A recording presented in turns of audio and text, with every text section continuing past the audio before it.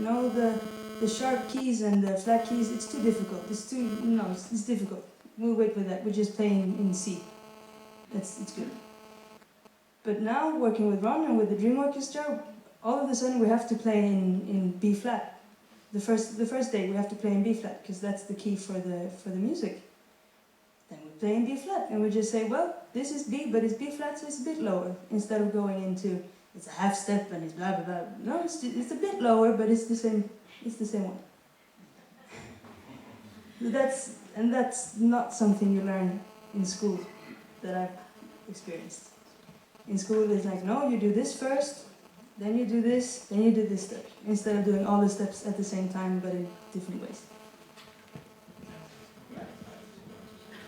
I just thought of one more thing. Another difference between the sort of El Sistema way and the sort of more traditional way is the idea of the role of the teacher. The role of the teacher that the universities teach is sort of like you meet with your kids for 30 minutes once a week, on average. Whereas I feel like I've learned from Ron and the other Venezuelans that have been working with the Dream Orchestra in Gothenburg that the role of the teacher can, and in my opinion should be, much more than just the sort of teaching part. Some of the kids we have, for example, have had really difficult pasts. And when your mind is spinning with traumatic experiences and memories, it's really hard to learn anything. And so sometimes some kids, they just need love and a boost of self-confidence for the first 2-3 months before you can really get serious with learning. And so I think the El Sistema approach is much more holistic and less sort of just taking a tiny part of the whole learning experience and focusing on that. Yeah. And taking the picture from the other side, I learn so much from them all the time.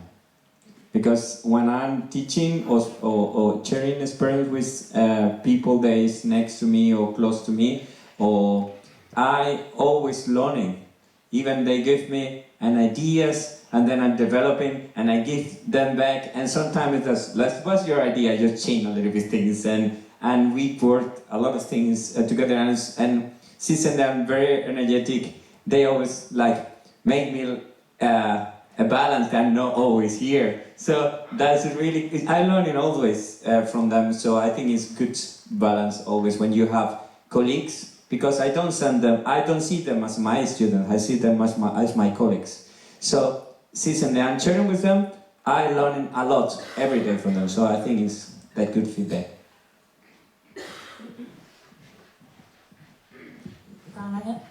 I understand that you had some courses that you were teaching in Gothenburg at the Music Conservatory about Sistema. Yeah. Are you still doing that? Can you tell us about that? Yes, actually, this spring starts on Friday. It's already... we open next semester, the next spring. It's almost every spring.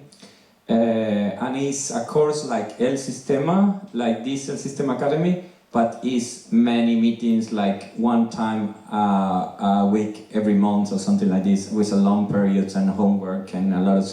So many of the students from Umeå and different parts and Northern Shopping, Enköping and Södertälje had been doing the course annually, and the idea we share something like we do here, but with more long time and more time also to write and have resource, but it still is going. This semester is already Johanna also went there live, and some of them have been that course, and I'm happy they have been enjoyed. And we are building a network, so I start to know more of them and they start to know more me, so it's still going. Yeah, and just need, as always in El Sistema Sweden, Facebook we always public when is coming the application or something like this. It was another hand, 1 and 2, it's fine. Okay, my question is, from where we came from, many students get to learn music when they are grown-ups, and mainly here you are teaching how to deal with the smaller age until they become better. So how can you handle the class? So to make them maybe not to be bored in the class, can you apply the same concept with the same age? Maybe person is 20, 19, and when you start to sing maybe those music, they feel so bored, and tomorrow maybe you don't see them. How can you handle them? For who is the question? What kind of answer do you want? Who are you asking the question to? Well, I think for all, any of us, we want to. We have been doing a lot of these things with our students in the Dream Orchestra, and they are teenagers, most of them. The youngest one is 5, but the oldest one is about 20 or 21.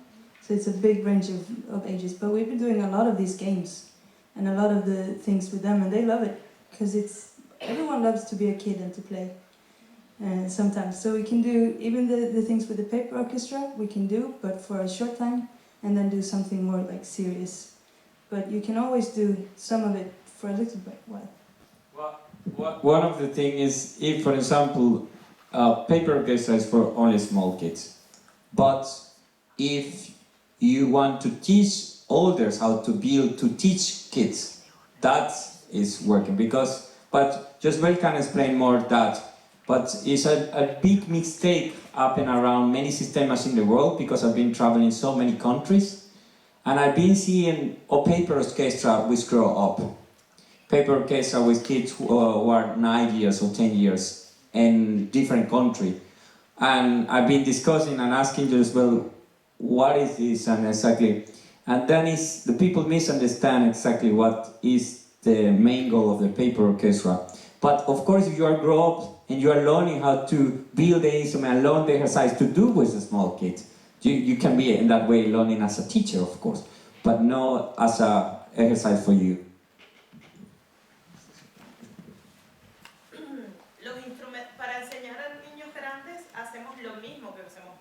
To teach grown-ups, we do the same thing we do with small kids. It's exactly what you saw before when we were doing the exercises. Everyone sings, everyone plays, and all of us enjoy it. The only thing that changes is that the processes are different, long. The paper orchestra, we shouldn't do it with children older than 7 years old. Because the phase of the age where the children is, when they are in preschool, the playing is symbolic, the games. They are playing roles, superheroes, or family members. But when the child turns more than 7 or 8 years, the games are more competitive. It's more like a competition. And they change. But I can use the paper orchestra so the big kids help the small kids to build up the instruments. And they can get the experience of what parts the instrument has, how to hold it, what is the role. But I don't make them to play the role to play the instrument. But I can adapt the songs so the big children, the older children can play the open strings, and the small kids can do their work with the instruments, the paper instruments. But the teaching should always be joyful.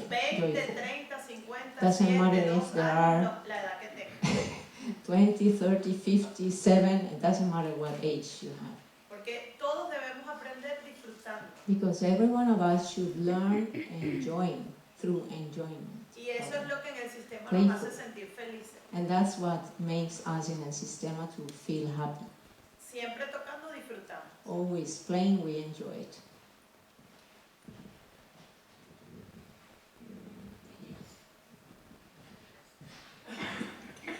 I wonder, music is a lot of things, and in Sistema I only heard almost, I don't know, but it seems like it's classical music, it's classical symphony orchestra.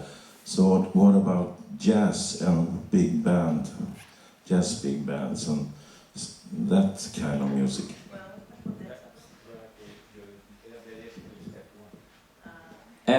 In step one, in the orchestra step one, I was talking about the El Sistema not only have classical music or orchestras or choir.